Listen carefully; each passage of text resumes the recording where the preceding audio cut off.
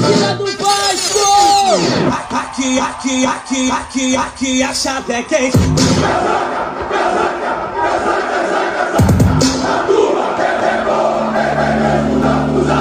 Aqui a chave é quente.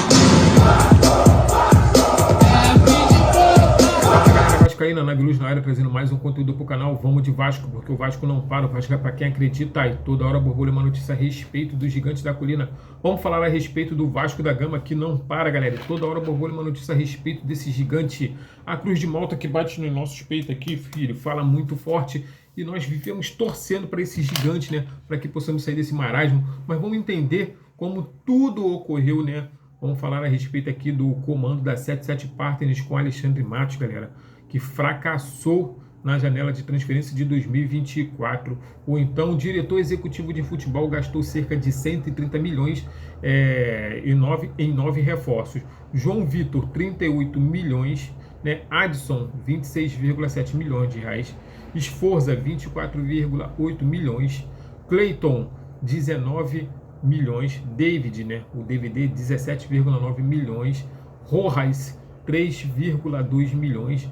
Galdames, 1,3 milhões, Vitor Luiz, sem custo, e Keiler, sem custo. Né? Dos 9 atletas, galera, que eu acabei de falar aqui, apenas 4 seguem no clube, que é o DVD, né? O David, vem atuando, né? Enquanto o Adson está no departamento médico. Esforza não tem espaço, né? Vitor Luiz chegou a atuar como Diniz, mas perdeu espaço.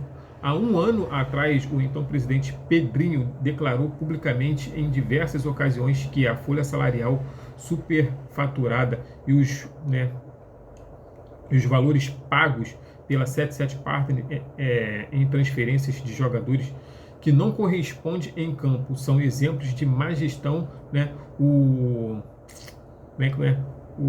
arrecadamento, né, não é compatível com as receitas. Foi feito um planejamento em cima de um aporte que nunca aconteceria, jogadores com contratos superfaturados, uma rede de corrupção, né, entre a 77 com empresários de jogadores.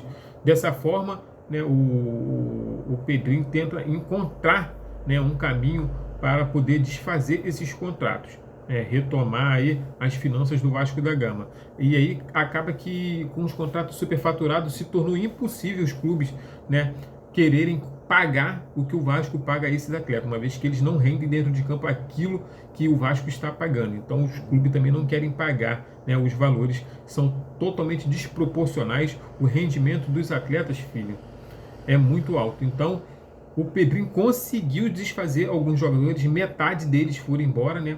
Porém, alguns o Pedrinho teve que abrir mão de lucrar com eles, porque não tinha condições, né, de ter lucro com os jogadores, porque os clubes não pagariam de jeito nenhum o que o Vasco paga. Então a gente viu que a 77 Partners, filho, ela entrou, ela só fez besteira, só fez merda, e aí o Vasco acaba ficando numa situação dificílima para poder estar fazendo essa venda de jogadores que não estavam rendendo dentro do clube. O último agora foi o João Vitor, né, de 38 milhões. O Vasco conseguiu aí vender ele aí por 4,5 milhões de euros, na casa aí dos, se eu não me engano, dos 25 milhões. Olha só o quanto que o Vasco perdeu para poder estar passando o jogador à frente. Então você vê aí, o euro tá batendo aí quase, vamos botar aí que 6. Porra, 6 vezes 4, 24, filho. Então é isso aí mesmo, 4,5 milhões. O Pedrinho conseguiu trazer, né, de volta aí 25 milhões, né, para os cofres do Vasco da Gama. Porém, o Vasco agora está tendo que contratar um zagueiro para o lugar do João Vitor. E esse zagueiro está custando 5 milhões de euros ao Vasco da Gama. Então está dando 6 por meia dúzia. De qualquer forma, o Vasco ficou no prejuízo com o João Vitor. Mas temos que entender que é necessário secar a folha salarial.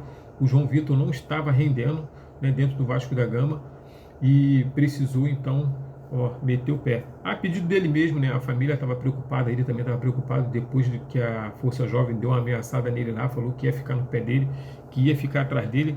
Ele rapidinho comprou um carro blindado, mas mesmo assim a paz dele acabou e ele resolveu meter o pé. Mas ainda temos aí dos 4 que agora, se eu não me engano, são 3, que é o Sforza, o DVD e o Wadson. Então ficamos aí com 3 ativos da 77 Partners, o Wadson, né, machucado, David que está entrando, né, o Fernando Diniz está gostando muito, ele mexe, está colocando ele no segundo tempo, e temos aí o Sforza, moleque novo, que o Diniz deveria trabalhar esse moleque aí até para poder vender ele futuramente, seria melhor, só que não entendo, né, o moleque custou 24,8 milhões, quase 25 milhões de reais para o Vasco da Gama, e aí não bota o moleque para jogar, não dá minutagem para o moleque, e aí na hora de vender, vende o moleque aí por 18, no máximo, chorando 20 milhões. Aí você perde aí, ó, quase 5 milhões de reais. Acha que é pouco para o mundo do futebol? Para mim não é pouco não, filho. Então eu acho que deveriam botar o moleque, dar minutagem a ele, até mesmo para vender. A Liga MLS gosta muito de jogadores novos como os Sforza.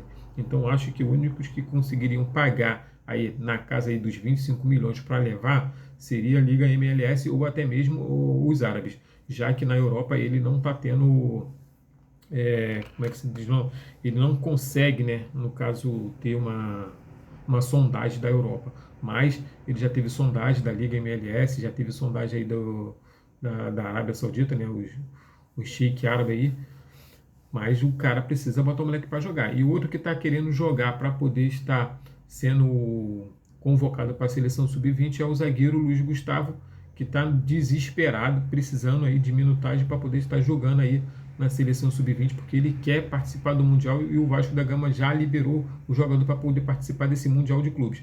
Quem não vai participar do Mundial de Clubes, que o Vasco está segurando e precisa muito desse jogador para poder estar ajudando o Vasco da Gama dentro de campo, é o Ryan. O Vasco da Gama já deixou bem claro que não quer liberar o jogador porque precisa muito desse jogador para poder fazer a diferença dentro de campo.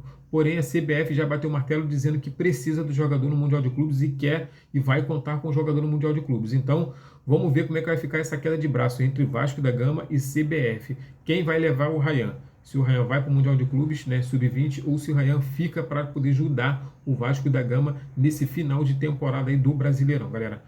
São essas as informações que eu tenho para trazer para vocês. Saudações vascaína, tamo junto. E se gostou, né, deixa o like, comenta, compartilha. Até o próximo conteúdo. Valeu!